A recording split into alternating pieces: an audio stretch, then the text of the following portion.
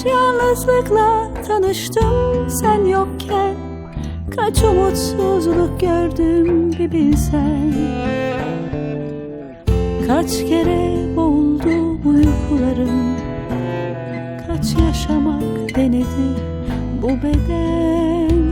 Yenilmedim hiçbir zaman, hayata hep eksik başlasam da tükenmedim zamana.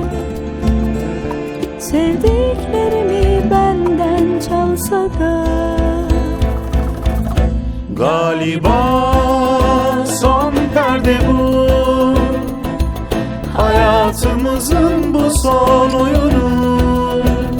Rolleri hiç değişmedi, biliyoruz bu filmin sonunu. Galiba son perde bu, hayatımızın bu son oyunu.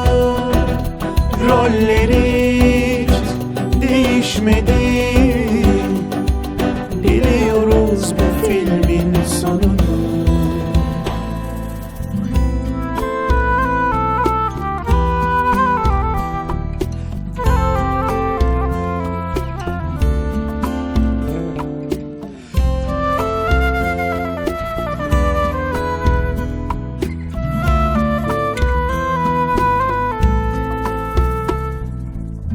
Kaç vücuda sarıldım sen yokken, kaç limana yanaştı bu yelken.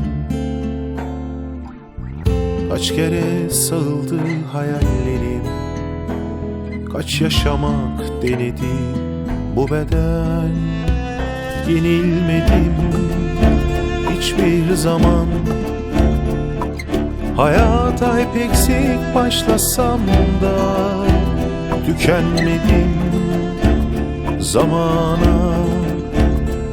Sevdiklerimi benden çalsa da galiba son perde bu, hayatımızın bu son oyunu. Rolleri hiç değişmedi, biliyoruz bu filmin sonunu. Galiba son perde bu, hayatımızın bu son oyunu.